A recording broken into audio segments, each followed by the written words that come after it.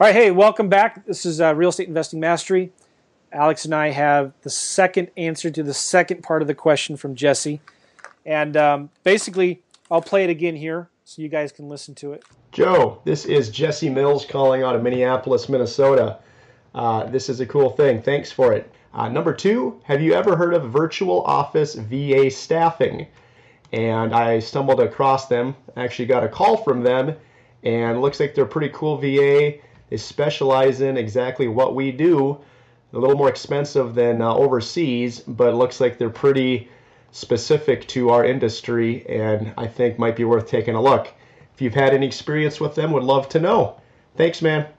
So basically, Jesse's asking about this particular service that a particular speaker is recommending called virtual office, virtual assistant staffing, or whatever it is. Alex, do you have any experience with hiring third-party outsourcing virtual assistant services? Why, yes, I actually do. In fact, this past week, I went with a company called virtualstafffinder.com, and they gave me 3 different applicants to choose from. And I would say my results have been okay. The prices are just about right, $500 a month, which is a really good price for a full-time. And the staffing, yes, and the staffing price is only like $400 or whatever it was. So you pay Virtual Staff Finder $400 to give you 3 pre-qualified applicants that you interview, and then you pay those VAs directly. You don't use Odesk to pay them or anything like that. Well, yeah, no, you don't shift them over to Odesk. You'd use PayPal or Western Union or Zoom, XOOM.com, or whatever you want to use to pay these people, your assistants. And my results were okay, but the first day I was getting from the person I chose. Now, this is probably my fault. First day was, my internet connection is down. So, is that a valid excuse? I don't know. I guess time will tell as we move on. Let me say this to interrupt you. Virtual Staff Finder, because I've used them several times, and I've gotten some great people from them. Yeah. Okay. If the 3 that you have don't work out, they'll get you another 3. And even after you hire that person, if it's a month later and that person doesn't work out, Virtual Staff Finder, for no extra charge, will find another 3 for you. I don't know if you knew that or not. Oh, okay. Yeah, I figured there was some type of a guarantee. So, I've got 2. I got 1, and then the other second choice is she's kind of on the hook as well, and she seems to be following up with me, so that's good. That's a plus. So she's pursuing me to get her to go, get her work. So, well, explain. Because they're going to spend all this time training these people, right, to do the right thing. You just don't want them to fall off the face of the earth. Yeah. Well, what are you having the VAs do? This one I was looking for more of a data entry and then actually calling. So they would actually scrape some public records and then pick up the phone and call the people and say, hey, I saw you in the public records. I work with an investment company who's buying houses. Would you be interested in pursuing this further? So was Virtual Staff Finder able to find some people with good English? Yes, absolutely. English? Great English, yeah. What's funny, I've tried Virtual Staff Finder before to find people with good spoken English, and they actually discouraged me from using their services to find good English-speaking VAs. They said, our VAs that we're going to give you are better for general admin. They're going to be good enough on the phone, but not high enough quality that you might want to use them for your outbound calls or inbound calls. But that's interesting. You did list that as a requirement, and they gave you some people for that? Yeah. Yes, they absolutely did. Okay, so would you ever, or have you ever used a service that gave you VAs that you paid like a certain hourly rate for those VAs? Does that make sense?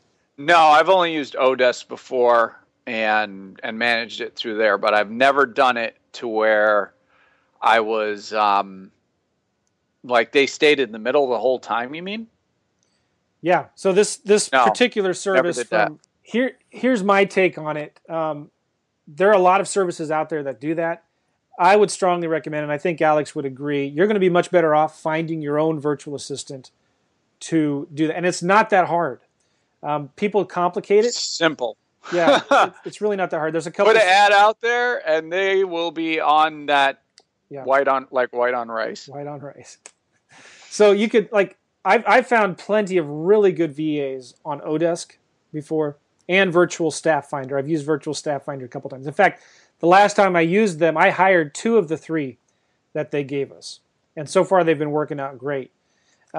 So I would recommend just getting your own VA. You're going to save a lot of money, and you stay more in control of the situation, and you can stay more in control of what they're doing. There is another service I'm using right now to do a lot of data entry. We have about 70 clients that we're doing marketing for right now, and I have another guy that was recommended to us from somebody in our mastermind. But it's a little too early in the process to tell you how that's working out. He's charging us $350 an hour, and he has the VAs actually come in to his office in the Philippines and work from his office. The thing that's interesting that I found is in the Philippines you have different kinds of VAs. You have some VAs that they just want to work from home, and they will work with 20 different employers. Okay, that's the kind of VA you'll get from Odesk. Virtual Staff Finder, those VAs will want to work from home, but they just want to work for one person. They want the stability of having one employer to answer to, right? And not jump from project to project. Because a lot of times one of the drawbacks with Odesk is you may get a great VA, but all of a sudden they've got 20 jobs. It's either feast or famine sometimes for them, right? But Virtual Staff Finder, you're more likely to get a dedicated VA that wants to work just for one person. The other thing I would say is there are services out there that I would be more open to using if those VAs were required to work inside of an office during a specified period of time, because you get a lot of benefits with that.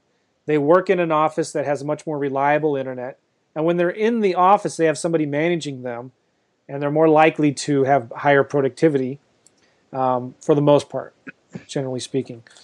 But if I'm going to keep on using this one company for the next several months and see how they do, and I might start recommending them.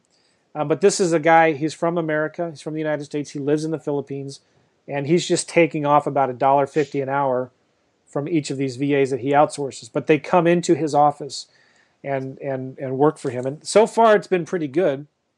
But anyway, I would suggest, I would suspect, probably don't go use a third party that's going to mark up. I can pretty much guarantee you he's probably marking it up several 100% for those VAs, right? So it's going to be a lot cheaper if you go out and get your own VA and you bring them in-house, pay them in-house. And which leads me to another question, Alex. Just can you discuss real quickly, how do you train your VAs? Well, it depends what the task is.